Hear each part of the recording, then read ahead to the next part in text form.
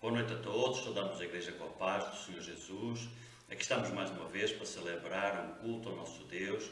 E eu quero desde já lhe convidar para se juntar connosco em espírito de louvor, de adoração, também de reverência na presença do Senhor, diante da sua palavra em particular. Pois junto connosco e vamos juntos cultuar o nosso Deus. Continuamos neste formato virtual dos nossos cultos, em consequência da situação dessa pandemia. As notícias que chegam até nós continuam sendo preocupantes e por esse motivo temos decidido continuar com este modelo de culto virtual. Ainda assim, não deixe de louvar o Senhor, não deixe de alimentar a sua alma. Nossa preocupação continua sendo você, a sua vida, a sua família, a sua alma. E por isso nós continuamos gravando esses cultos para poder entrar na sua casa, poder entrar na sua família, alimentando a sua vida com a palavra de Deus. Junto connosco, se junte com a sua família na sua casa, se congregue dentro do seu próprio lar e louve o Senhor, adore o Senhor, alimente a sua alma com a sua palavra. Amém? Quero agora lhe convidar para fazermos uma oração inicial, através da qual nos queremos pedir a bênção e o direcionamento do Senhor para o nosso culto. Vamos orar. Nosso Deus, queremos te louvar pela tua graça, misericórdia e bondade para com a nossa vida e queremos, nosso Pai, expressar na tua presença a nossa gratidão pela tua fidelidade, pela tua graça, por toda essa semana, Senhor, que se passou, pela forma como tu nos abençoaste tão generosamente ao longo de toda essa semana. Então, nosso Pai, recebe a nossa gratidão pela tua fidelidade para connosco. Queremos neste culto, Senhor, expressar na Tua presença a nossa gratidão e também Te louvar, Te adorar nas nossas vidas. Vem, pois, ser adorado, vem, pois, ser louvado no nosso culto, que o Teu Espírito Santo tenha toda a liberdade para estar connosco, falar aos nossos corações, também extrair dos nossos corações louvor e gratidão na Tua presença. Esse é o nosso desejo, nosso Pai. Glorifica, pois, o Teu nome através das nossas vidas, através da vida da nossa igreja. Continuamos reunidos, Senhor, neste formato virtual, mas ainda assim não deixamos de Te louvar, não deixamos de Te adorar nas nossas vidas. Continuamos a colocar também na Tua presença toda esta situação, dessa pandemia. Sabemos que tudo tem um propósito, mesmo que não tenha sido da Tua vontade soberana, de alguma forma Tu o permitiste e com isso certamente Tu tens propósitos para conseguir nesta humanidade e nas nossas vidas em particular. Que assim aconteça, nosso Deus, e quando chegar aquela hora de Tu dares um basta, Senhor, que Tu possas também fazer sair do Teu trono uma palavra final em relação a esta doença e erradicá-la dessa face da terra, Senhor, trazendo para as nossas vidas de novo tranquilidade, de novo progresso e crescimento. Que assim possa acontecer, nosso Deus, mas entretanto realmente trabalha nas nossas vidas, nos nossos corações, nos ajuda realmente a entender as nossas fragilidades, quão frágil realmente nós somos, e um pequeno vírus de tamanho insignificante consegue abalar as estruturas do mundo inteiro. Isso é um sinal realmente da nossa fraqueza e da nossa fragilidade e de quanto nós realmente somos dependentes de Ti. Então, nosso Pai, seja connosco, nos ajuda, trabalha nos nossos corações esse quebrantamento de espírito, quebra essa nossa altivez, essa nossa arrogância e ajuda-nos a entender realmente qual é o nosso lugar na sociedade, no mundo e particularmente na Tua presença e diante de Ti. Recebe, pois, o nosso culto, nos direciona, seja connosco. Esperamos em Ti, em nome de Jesus. Amém. Graças a Deus, eu quero agora lhe convidar para louvarmos juntos o nome do Senhor através dos dois louvores que nós separamos para cultuar o Senhor no culto deste dia. Vamos louvar. Deus é Deus. Não importa a circunstância, Ele sempre será Deus. Minha fé não está firmada nas coisas que podes fazer. Eu aprendi a Te adorar pelo que és. Dele vem o sim e o amém, somente dele, mais ninguém. A Deus seja o louvor. Se Deus fizer, Ele é Deus. Se não fizer, Ele é Deus. Se a porta abrir, Ele é Deus. Mas se fechar, continua sendo Deus. Se se a doença vier. Ele é Deus, se curado eu for. Ele é Deus, se tudo der certo. Ele é Deus, mas se não der, continua sendo Deus. Minha fé não está firmada nas coisas que podes fazer. Eu aprendi a te adorar pelo que és. Dele vem o sim e o amém, somente dele, mais ninguém. A Deus seja o louvor. Se Deus fizer, Ele é Deus. Se não fizer, Ele é Deus. Se a porta abrir, Ele é Deus. Mas se fechar, continua sendo Deus. Se a doença vier, Ele é Deus. Se curado eu for, Ele é Deus. Se tudo der certo, Ele é Deus. Mas se não der, continua sendo Deus. Não o adoro pelo que Ele faz, eu o adoro pelo que Ele é. Haja o que houver, sempre será Deus. Não o adoro pelo que Ele faz, eu o adoro pelo que Ele é. Haja o que houver, sempre será Deus. Se Deus quiser, Ele é Deus. Se não quiser, Ele é Deus. Se a porta abrir, Ele é Deus. Mas se fechar, continua sendo Deus. Se a doença vier, Ele é Deus. Se curado eu for, Ele é Deus. Se tudo der certo, Ele é Deus. Mas se não der, continua sendo Deus. Independente da sua circunstância, levante as suas mãos e adore sempre dizendo: Deus é Deus. Deus é Deus. Deus é Deus. Deus é Deus. Deus é Deus.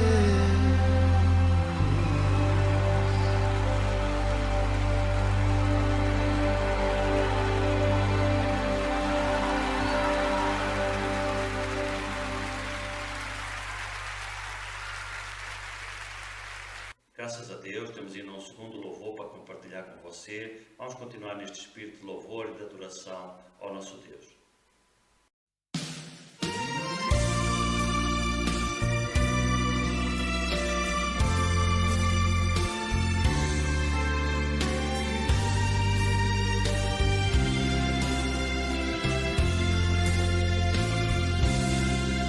Em fervente oração, vem o teu coração na presença de Deus derramar. Mas só podes fruir o que estás a pedir quando tu deixares montar. Quando tudo perante o Senhor estiver e todo teu ser Ele controlar, só então has de ver que o Senhor tem poder quando tudo deixares maravilhas de amor, de fará o Senhor, atendendo a oração que assim dá. Seu imenso poder te virá socorrer quando tudo deixares no altar. Quando tudo perante o Senhor estiver e todo teu ser Ele controlar, só então has de ver que o Senhor tem poder quando tudo deixares no altar.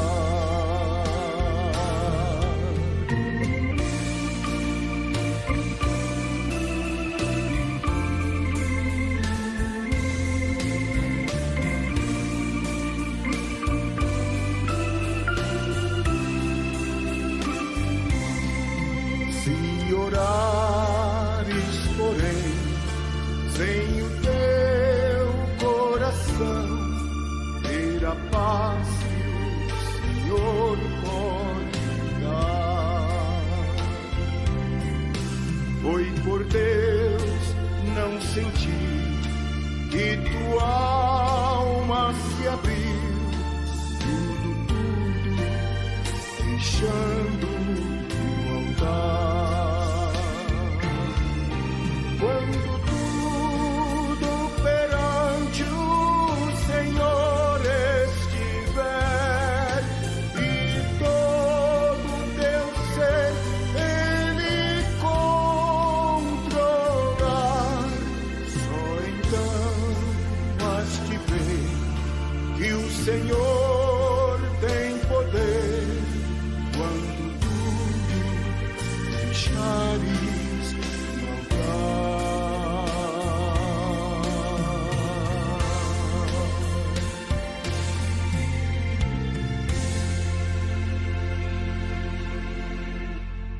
Graças a Deus por este tempo de louvor e de adoração que o Senhor permitiu que celebrássemos na sua presença. Eu quero agora lhe convidar para meditarmos juntos na Palavra de Deus. Convido você a abrir sua Bíblia no livro dos Salmos, capítulo 91, e eu quero ler com você um texto, um versículo apenas neste Salmo para a nossa meditação no culto de hoje. Livro dos Salmos, capítulo 91, e nós vamos ler somente o versículo 14, que diz assim: porquanto tão encarecidamente me amou, também eu o livrarei, pô-lo-ei em alto retiro, porque conheceu o meu nome. Eu chamo a sua atenção para esta última frase, que é em cima dela que eu gostaria de refletir com você algo sobre a palavra de Deus. Porque conheceu o meu nome. E o tema da nossa meditação de hoje é justamente sobre o conhecimento do nome do Senhor. Quem conhece o nome do Senhor? Você conhece o nome do Senhor? Deus é conhecido de você? Este versículo diz que aquele que conhece o nome do Senhor, ele é favorecido pelo seu favor. Deus inclina o seu ouvido, Deus inclina o seu olhar sobre a vida daquele que realmente conhece o nome do Senhor.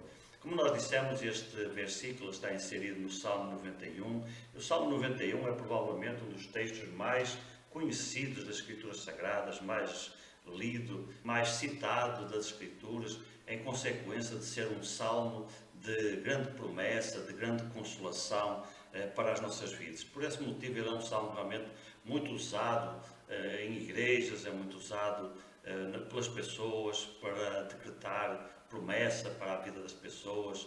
E em consequência da riqueza de promessa desse salmo, muitas pessoas, muitas famílias têm o costume de ter uma Bíblia aberta nas suas casas, com muita frequência, justamente neste salmo, para que através dele, acreditando assim as pessoas que através deste salmo e através dessa ação podem trazer, levar livramento para as suas casas, para as suas famílias, em função realmente das promessas deste salmo. E este salmo tem vários versículos muito conhecidos, que são muito citados, É um salmo de promessa e de livramento, como estamos dizendo. Logo o versículo 1 diz assim: aquele que habita no esconderijo do Altíssimo, à sombra do Omnipotente, descansará. Depois no versículo 3 nós lemos: porque ele te livrará do laço do passarinheiro e da peste perniciosa, ou seja, uma promessa de livramento em relação a assalto, em relação a pessoas que possam tentar atentar contra a nossa vida, mas também em relação a doenças, a enfermidades que possam nos acometer. Depois no versículo 5 e 7 nós lemos: não terás medo do terror da noite, nem seta voará de dia, nem da peste que anda na escuridão, nem da mortandade que assola ao meio-dia. Então um outro versículo muito conhecido diz assim: 1000 cairão ao teu lado, 10.000 à tua direita, mas não chegará a ti. Mal nenhum te sucederá, nem praga alguma chegará à tua tenda, porque aos seus anjos dará ordens a teu respeito, para te guardar de todos os teus caminhos, diz lá no versículo 10 e no versículo 11. Porém, neste versículo 14 há uma condição. É um salmo realmente de promessa de livramento, porém essas promessas elas têm uma condição, elas têm uma condicionante. E a condicionante está realmente nesse versículo 14, que eu quero meditar convosco hoje, que diz assim, que essas promessas são para aquele que encarecidamente conhece o nome do Senhor. Aquele que ama o Senhor encarecidamente e conhece o nome do Senhor. Então a pergunta é: você tem conhecido o nome do Senhor? Você conhece o nome do Senhor? Qual é o nível de conhecimento que você tem em relação ao nosso Deus? Qual é o nível de amor e de afeto que você tem ao nosso Deus? Muita gente se apega a este salmo e às promessas, porém elas não reparam nesse detalhe bem no finzinho desse salmo, que Deus realmente tem grandes promessas, mas essas promessas são para aquele que ama o Senhor encarecidamente, que ama profundamente o Senhor e conhece o seu nome. Eu não vou hoje aqui nessa nossa meditação entrar no mérito da questão dessas promessas, porque é óbvio que todos nós conhecemos pessoas, seja pela palavra de Deus, seja até no nosso cotidiano, pessoas que são servos dedicados ao Senhor, que amam verdadeiramente o Senhor, que conhecem o nome do Senhor e, no entanto, passam por grandes dificuldades na sua vida, sofrem enfermidades, sofrem assalto, sofrem traições e, em consequência disso, muitas pessoas se perguntam por que é que então acontecem essas coisas se este salmo diz que aquele que ama o nome do Senhor é alvo do seu favor, é alvo da sua proteção, é alvo da sua cobertura e nada disso era para acontecer. Existem razões de natureza teológica e doutrinária que explicam. Muito resumidamente, quero somente dizer que este salmo é, em primeiro lugar, um salmo messiânico. Ele se aplica de uma forma muito mais concreta ao próprio Senhor Jesus. Existem partes deste salmo que foram citadas na vida do Senhor Jesus e também é um salmo muito ligado com a nação de Israel enquanto nação, enquanto povo, não é? Que nós sabemos que quando Israel vivia perto do Senhor, realmente eles eram o alvo da proteção de Deus. Porém, quando eles se afastavam do Senhor, então o Senhor também levantava a guarda e permitia que eles muitas vezes fossem atormentados, fossem até invadidos, perdessem a sua paz, perdessem a sua tranquilidade, guerras acontecessem, enfermidades aparecessem por causa de se afastarem do Senhor. De certa forma, mantém-se o princípio em relação à sua igreja, porém isso não significa que aquele que realmente ama o Senhor não venha a sofrer contrariedades. Nós temos muitos exemplos na palavra de Deus, de homens de Deus, de mulheres de Deus, que viveram realmente as suas vidas com integridade e ainda assim sofreram grandes danos na sua vida. O que o texto nos assegura principalmente é que aconteça o que acontecer, nós temos a garantia da presença do Senhor. E nós também sabemos que aconteça o que acontecer, uma hora o Senhor dá as suas ordens, Ele dá o seu basta e faz acontecer bonança na nossa vida. Então, voltando ao assunto da nossa meditação de hoje, eu volto a colocar essa pergunta para mim e para você. Quanto nós conhecemos o nome do nosso Deus? Quem é o nosso Deus para cada um de nós? Em primeiro lugar, eu quero que você entenda que mais do que nós conhecemos a Deus, é Deus que nos conhece a nós. E Ele nos conheceu primeiro e Ele nos ama. Nós conhecemos o nosso Deus porque Ele se fez conhecer, Ele se fez revelar, Ele tem-se revelado à nossa vida e por isso nós podemos experimentar o nosso Deus, nós podemos colocar o nosso Deus à prova, como diz lá também num outro salmo, provai e vede que o Senhor é bom. E em consequência dessa experiência e dessa prova que nós fazemos do nosso Deus, nós sabemos que Ele é totalmente confiável, nós podemos confiar nele. Então, todo o conhecimento que eu e você possamos ter do nosso Deus, ele é consequência da revelação de Deus nas nossas vidas. E essa revelação, ela acontece preferencialmente por meio da sua palavra e à medida que nós vivemos a sua palavra na nossa vida. É assim que nós conhecemos o nosso Deus. Muita gente tem uma visão ilusória acerca de quem é Deus. Porquê? Porque o seu conhecimento de Deus está embasado em experiências fora da palavra de Deus, fora da revelação de Deus. A palavra de Deus, ela é a revelação, é a forma que Deus escolheu para se revelar e se mostrar às nossas vidas quem verdadeiramente Ele é. E Deus nunca vai se revelar uma coisa que é contrária a algo que Ele escreveu, que Ele deixou escrito na sua palavra. Deus nunca contraria a sua palavra, Deus não quebra princípio. Ele é fiel à sua palavra. A palavra de Deus diz que Ele zela pela sua palavra. A palavra de Deus para Deus é de extrema importância e precisa ser também de extrema importância para a minha vida e para a sua vida. Então, em primeiro lugar, se você quiser conhecer o nosso Deus, tem que se dedicar à leitura e ao estudo da palavra de Deus e depois em vivenciar essa palavra também na sua vida. E aí você vai incrementar, vai começar verdadeiramente a conhecer o nosso Deus. Vai aumentar o seu amor por Ele, vai aumentar o seu amor pela sua palavra, pela sua obra e também pelo próprio Senhor. Nós vamos assim aprender cada vez mais quem é o nosso Deus. Então, antes de tudo, o nosso Deus é um ser que nos conhece antes de nós o conhecermos e se deu a conhecer, se revelou. Nós conhecemos o nosso Deus porque Ele se revelou. Não é porque houvesse alguma capacidade da nossa parte ou algum mérito da nossa parte para conseguirmos adquirir esse conhecimento em relação a esse ser maravilhoso, o Deus Criador do Universo, se Ele não tivesse revelado. Ele se revelou, Ele nos conheceu, Ele quis nos conhecer e quis também que nós o conhecêssemos. Por isso Ele se revelou por meio da sua palavra. E nós, à medida que vamos estudando a palavra de Deus, vamos meditando na palavra de Deus, então o nosso conhecimento do nosso Deus vai se aprofundando, nós vamos conseguir trazer para a nossa vida prática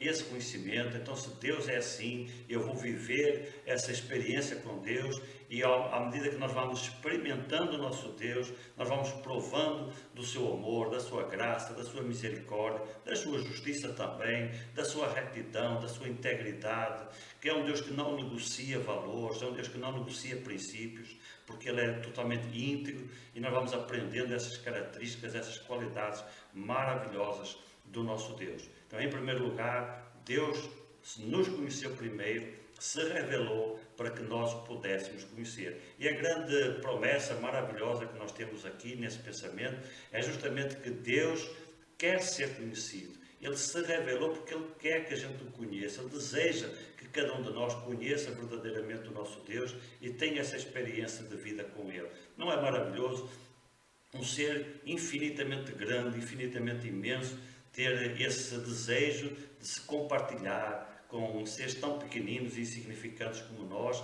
a quem Ele valoriza tanto, a quem Ele dá tanta atenção, a quem Ele inclina o seu coração o tempo todo para cuidar e para querer viver junto com cada um de nós. Então nós podemos viver uma vida de experiência com o nosso Deus, uma vida de comunhão diária, contínua com o nosso Deus, porque Ele tem esse prazer de se dar a conhecer. É um Deus que se dá a conhecer. Por isso o texto coloca essa condicionante. Tem muita promessa no Salmo 91, mas é para quem? Para aqueles que amam o Senhor ardentemente e para aqueles que conhecem o seu nome. E eu quero conhecer o nome do Senhor. E eu quero também compartilhar com você esse desejo, esse prazer que há nos nossos corações de verdadeiramente queremos conhecer o nome do Senhor por meio da sua palavra, por meio da sua revelação e vivendo essa palavra e essa revelação na nossa vida. Em segundo lugar, nós precisamos também entender que o nosso Deus é um Deus que aborrece o pecado. Nosso Deus, Ele é santo, totalmente santo. E em consequência da sua santidade, Ele aborrece o pecado. Ele não tem prazer no pecado, nem tem prazer na nossa vida quando nós vivemos no pecado. Muitas vezes nós nos desculpamos, nós dizemos que somos assim mesmo, que são as nossas estruturas são assim. Deus conhece as nossas estruturas. E isso é um versículo que está na palavra de Deus, que Deus conhece a nossa estrutura, mas isso não significa que Deus valida o pecado. Deus nunca valida o pecado. Nós vivemos no pecado por nossas próprias escolhas e isso entristece profundamente o Senhor. Por quê? Porque Ele é um ser santo e em consequência da sua santidade, Ele aborrece totalmente o pecado. E não há forma de eu e você podermos viver uma vida de intimidade com Deus quando nós vivemos chafurdando no pecado, quando nós alimentamos um pecado de estimação por uma escolha nossa, por uma decisão nossa e queremos viver essa vida ímpia, iníqua, que desagrada ao Senhor, que entristece o Espírito Santo do Senhor e muitas vezes nós alimentamos algo na nossa mente que valida essa nossa vida, achando que Deus aceita, que Deus tolera, que Deus não se importa. Não, Deus se importa com o pecado. Eu quero dizer, em segundo lugar, que Deus é santo. Conhecer o nome do Senhor implica-se conhecer que Deus é santo. E como sendo um Deus santo, Ele aborrece o pecado, Ele não gosta do pecado de jeito algum e Ele tolera o pecado. Então, nunca pense que você pode viver uma vida dupla, com comunhão com Deus e alimentando um pecado na sua vida. Não, isso não existe. Quando nós escolhemos o pecado, Deus, por ser santo, Ele se afasta. Mas quando nós escolhemos a comunhão com Deus, então somos nós que temos que nos afastar do pecado. E você pode perguntar, mas então nós somos pecadores, não tem jeito. Uma hora ou outra todos nós falhamos, é verdade. Mas há uma diferença entre o pecado acidental, aquela escorregada que nós damos por vezes e da qual nos arrependemos, da qual depois sentimos amargamente o nosso pecado, de uma escolha pelo pecado, de uma prática pecaminosa que nós queremos alimentar porque nos é conveniente, porque nós gostamos dessa situação e nós vamos então escolher, decidir deliberadamente que vamos viver essa vida comprometida com o pecado. Essa situação ela é realmente bem diferente e é dessa situação que nós estamos falando de uma forma muito particular. É quando eu ou você escolhemos intencionalmente, conscientemente, uma prática pecaminosa para a nossa vida, que nós vamos alimentar. Deus não se congratula com essa situação, isso não é conhecer o Senhor. Quem pensa que pode alimentar uma vida de pecado, ao mesmo tempo que julga andar com Deus, eu quero dizer que você está se enganando a si mesmo, porque Deus não anda com quem chafurda no pecado, Deus não tem comunhão com quem chafurda no pecado. Isso não existe, é completamente contra todos os ensinamentos da palavra de Deus. E como nós dissemos, Deus não quebra princípios, Ele não quebra os seus valores, Ele é fiel à sua palavra e Ele ama a sua palavra, Ele nunca nega a sua palavra. Porém, em terceiro lugar, o nosso Deus também é um ser extremamente misericordioso e Ele expressa a sua misericórdia como em Cristo, através da obra redentora que Jesus celebrou ali na cruz do Calvário para ofertar a cada um de nós e ofertar ao próprio Pai em sacrifício de substituição pelas nossas vidas e pelos nossos pecados. Há uma redenção, há uma obra expiatória feita por Jesus em favor de cada um de nós. Então, essa situação que nós falamos no ponto anterior, em que nós realmente somos escravos do pecado, o pecado nos domina num grau maior ou menor, ela não é uma situação final, ela não é uma situação fatal, não é uma fatalidade. Há um resgate, há uma solução criada pelo próprio Deus, através do seu Filho Jesus, para que Ele possa expressar profunda misericórdia para com cada um de nós. É verdade que essa misericórdia, ela é expressa através de Cristo. Ela não nos é ofertada de uma outra forma, é através de Cristo. O que é que isso significa? Que há misericórdia de Deus para com a nossa vida quando nós reconhecemos o nosso pecado e nos arrependemos dele. Quando nós buscamos verdadeiramente o perdão de Deus para a nossa vida, sabendo que esse perdão está disponível por causa da obra de Cristo na cruz do Calvário. A misericórdia de Deus está disponível para mim e para você, então eu não estou condenado fatalmente a ter que viver uma vida de pecado, a ter que viver uma vida longe de Deus. Não, eu posso ser resgatado dessa vida para uma vida realmente abundante, uma vida de comunhão com o nosso Deus, uma vida em que realmente a gente experimente o nosso Deus e conheça o seu nome. Como? Através do arrependimento verdadeiro, um arrependimento que nos leva não só a reconhecer o pecado, mas também a odiar o pecado, a não querer o pecado na nossa vida, a abandonar o pecado. Pois Jesus muitas vezes perdoava pessoas e ele dizia: vai e não peques mais. O perdão de Deus não é uma situação pontual e momentânea só para aplacar a nossa consciência por um momento. Não, ele é para ter consequências na nossa vida prática. Deus nos perdoa para nos resgatar do pecado, para tirar o pecado da nossa vida. Principalmente essas situações que nós estávamos falando, da pessoa que vive uma vida de pecado por escolha, por opção, por decisão própria. É isso que Deus não quer na nossa vida. Pecado acidental, todos nós vamos ter até o último dia das nossas vidas aqui na terra. Porém, uma vida de escolha pelo pecado, isso Deus não quer para mim nem para você. E Ele providenciou uma vitória para a minha vida, para a sua vida. E essas são realmente as vitórias que realmente valem a pena. São essas vitórias profundas, que são muito mais difíceis do que vitórias materiais ou vitórias na saúde. As vitórias da saúde da alma são as mais importantes e as mais preciosas. E Deus quer curar realmente a minha alma, a sua alma, nos perdoando e nos resgatando do pecado. E por isso Ele é um Deus, conhecendo o nome do Senhor, nós sabemos que Ele é um Deus cheio de misericórdia, que quer levar o seu perdão, a sua graça para a nossa vida, quer nos resgatar dessa vida de pecado e nos levar verdadeiramente para uma vida abundante. Conhecemos também o nome do Senhor, em quarto lugar, como um Deus que é fiel. E Ele mostra e prova a sua fidelidade justamente nunca nos abandonando. E esse, no fundo, é o sentido de todo o Salmo 91. Mostra a presença de Deus em diferentes situações da nossa vida, em diferentes dificuldades. Ele presente para nos resgatar. Muitas vezes as pessoas leem superficialmente o Salmo 91 e veem nele um salmo de promessa. É verdade, ele é um salmo de promessa. Promessa de livramento em relação a diferentes tipos de dificuldade. Mas agora você nota, para que haja livramento precisa de haver a dificuldade. O Salmo 91 ele traz consigo um pressuposto, que é o pressuposto de que todos nós podemos passar por dificuldade. Deus dá-nos livramento, dá. Ele livra muitas vezes a nossa vida, livra, mas Ele nos livra perante a dificuldade. Quando fala, por exemplo, do laço do passarinheiro, que Deus nos livra do laço do passarinheiro. Como é que Ele nos livra do laço do passarinheiro? Antes do livramento, vem o laço do passarinheiro, vem a provação. Como é que Ele nos livra da seta? A seta está lá, ela existe. A seta foi lançada contra a nossa vida. Ela precisa ser quebrada, muitas vezes com oração, com a palavra de Deus, com a vida em integridade, mas ela é quebrada pela presença de Deus na nossa vida. Então o que é que nós temos aqui? Temos um Deus fiel, que nunca nos abandona, independentemente da situação que eu ou você possamos estar vivendo.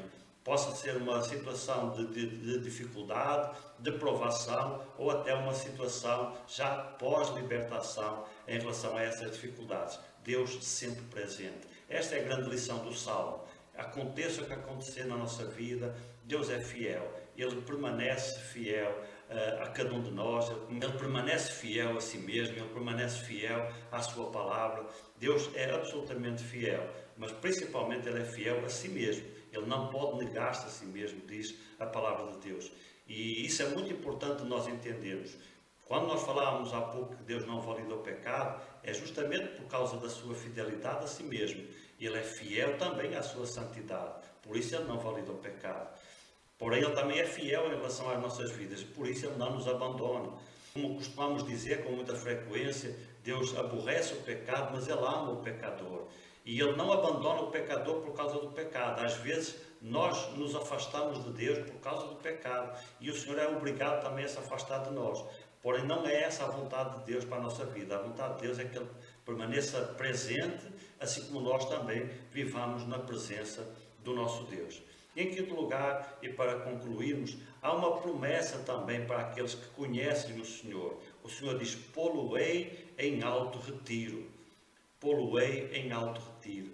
Há uma promessa de exaltação para aqueles que são fiéis ao Senhor. Deus promete também nos abençoar e cuidar da nossa vida e nos colocar em lugares altos. Porém, eu quero chamar a sua atenção para um detalhe. Lugares altos são normalmente lugares perigosos. São lugares que podem trazer consequências graves para a nossa vida, por causa da gravidade das consequências em caso de queda. Se você estiver a 1 metro do chão e você cair, essa queda ela pode ter alguns resultados negativos, mas serão menores. Mas se você estiver a 10 metros de altura e cair, já vai ser uma situação bem mais grave. Se você estiver a 100 metros de altura e cair, quanto mais alto nós estamos, costuma-se dizer, quanto mais alto nós subimos, maior é a queda, maior é a gravidade da queda. Então, lugares altos são lugares perigosos também. E o Senhor nos promete colocar-nos em lugares altos. Para quê? Para que nessa situação o Senhor possa nos proteger mais ainda, o Senhor possa cuidar mais ainda de cada um de nós.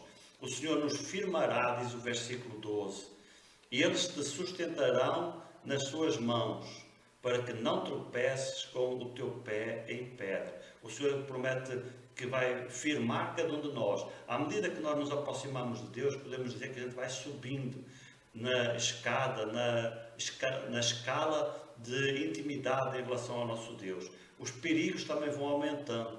É por isso que muitas vezes nós vemos testemunhos, lemos relatos de vidas de pessoas, biografias ou autobiografias, ou até mesmo pelo relato bíblico, e nós percebemos, ficamos com essa impressão que quanto mais a pessoa vive perto de Deus, parece que mais ela é provada, mais dificuldades ela sofre. Quanto mais intimidade a pessoa tem com Deus, parece que mais difícil é a sua vida.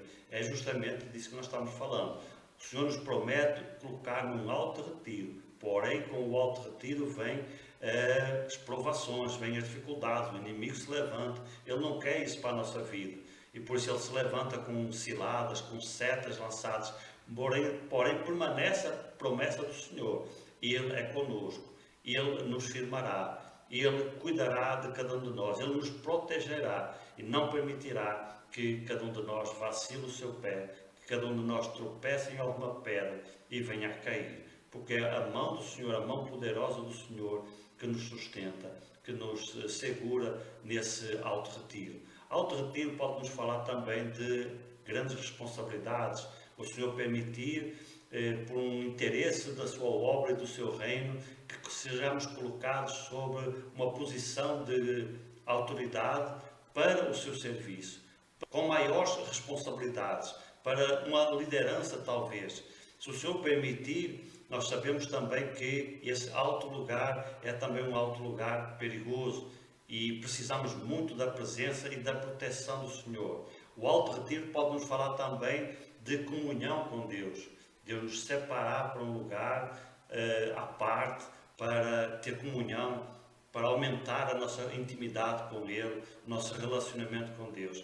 O Senhor Jesus, no seu ministério terreno, durante o seu ministério terreno, com muita frequência, ele pegava os seus discípulos e levava-os para um lugar separado, onde ele pudesse ter comunhão e ensinar de uma forma mais particular os seus discípulos. E esse lugar, muitas vezes, eram lugares altos, eram montes, como o Monte das Oliveiras, por exemplo, para onde o Senhor se retirava com frequência. Um lugar alto, um alto retiro, fala-nos também de comunhão. Em tudo isso, o Senhor nos promete realmente a sua presença, nos promete aumentar o nosso conhecimento em relação ao seu nome. E junto com o conhecimento em relação ao seu nome, vem também então a sua promessa de presença, de fidelidade, de proteção, de cobertura espiritual. O Senhor não promete tirar da nossa vida as provações, nem as dificuldades. Por isso eu falo, o Salmo 91 tem muitas promessas, mas todas elas têm por trás de cada promessa tem uma dificuldade, tem uma luta, tem uma provação que o Senhor permitindo na vida do cristão, na vida do homem e da mulher de Deus. Porém, o que é que o Senhor promete? É que Ele vai estar presente. que Ele vai estar connosco, que Ele nos livrará na hora certa, Ele dará as suas ordens e nos livrará. A seta pode ser disparada contra a nossa vida. Nós até podemos nos afligir por ver a seta vindo contra a nossa vida. Mas nós sabemos que na hora certa o Senhor barrará essa seta, quebrará essa seta e não permitirá que sejamos atingidos, não permitirá que sejamos derrotados, acima de tudo, por essas setas que o Senhor possa permitir que venham em relação à nossa vida. Então receba esta palavra e este ensinamento, esta instrução preciosa da palavra de Deus. Precisamos conhecer o nome do Senhor, porque para aqueles que conhecem o nome do Senhor, há realmente uma promessa de fidelidade, de misericórdia e de graça da parte do Senhor, para a minha vida e para a sua vida. Porquanto tão encarecidamente me amou, diz o Senhor, também eu o livrarei. O livramento do Senhor é uma reação, uma resposta à nossa fidelidade e ao nosso amor por Ele. Pois Ele diz, pô-lo-ei num alto retiro. Porquê? Porque conheceu o meu nome. Note como estas coisas estão todas interligadas, como a misericórdia e graça do Senhor está interligada. Então o Salmo 91 é um salmo precioso para a minha vida e para a sua vida. Mas não pense que ele se aplica assim indiscriminadamente. Que a gente pode viver a vida que a gente quiser, porque lá no Salmo 91 diz que Deus nos vai dar livramento. Não, o livramento do Senhor, ele tem destinatário. Destinatário certo. É aquele que ama ardentemente o Senhor e que conhece, que se dedicou, que dedicou a sua vida a conhecer o seu nome. Amém? Receba, pois, esta palavra e que Deus console a sua vida e o seu coração e nos motive, nos encoraje a vivermos cada vez mais perto do Senhor e para a glória do seu nome. Que Deus nos abençoe. Graças a Deus pelo culto que o Senhor está nos permitindo lhe celebrar e também pela palavra que o Senhor trouxe aos nossos corações, nos fazendo refletir sobre quem é o nosso Deus e qual o nível de conhecimento que realmente nós temos do nosso Deus. Foram pensamentos breves e simples, mas que você agora pode aprofundar também na sua vida, continuando a estudar a sua palavra, porque é através da palavra de Deus que nós conhecemos melhor e com exatidão quem é esse Deus maravilhoso que nos ama, que cuida de cada um de nós. Quero agora terminar o nosso culto convidando você para fazermos uma oração final, através da qual também quero desde já pedir a bênção e o direcionamento do Senhor para esta nova semana que hoje se inicia. Vamos orar. Nosso Deus, queremos te agradecer pelo culto que nos permitiste celebrar. Recebe, pois, toda a gratidão, Senhor, e toda a adoração dos nossos corações e que também nos ajudes a receber essa palavra de hoje, Senhor, para que te possamos conhecer verdadeiramente como o Deus vivo, verdadeiro, o Senhor que se revelou por meio da sua palavra e que tem interesse nas nossas vidas, que é o Deus do universo, mas também é o Deus de seres pequeninos como nós, que tem interesse em se aproximar de nós, em ter comunhão connosco, em trabalhar as nossas vidas. Obrigado, pois, nosso Deus, por seres esse Deus maravilhoso, que enviaste o teu Filho ao mundo para que através dele fizesse uma redenção maravilhosa em favor das nossas vidas. Obrigado, nosso Pai. Queremos deixar também colocar esta nova semana que hoje se inicia na tua presença, rogar, nosso Deus, a tua guia, o teu direcionamento, também a tua proteção para a nossa vida e que de hoje a 8 dias nós possamos estar aqui de novo com os corações gratos, expressando a tua presença, a nossa gratidão pela tua presença, pela tua fidelidade, pela tua graça e misericórdia para connosco. Obrigado, nosso Pai. É o que te pedimos, agradecidos em nome de Jesus. Amém. E que o amor de Deus, nosso Pai, a graça infinita do Senhor Jesus, a comunhão e as consolações do Espírito Santo de Deus, seja com você, com a sua família, com toda a nossa igreja. Amém. Que Deus nos abençoe.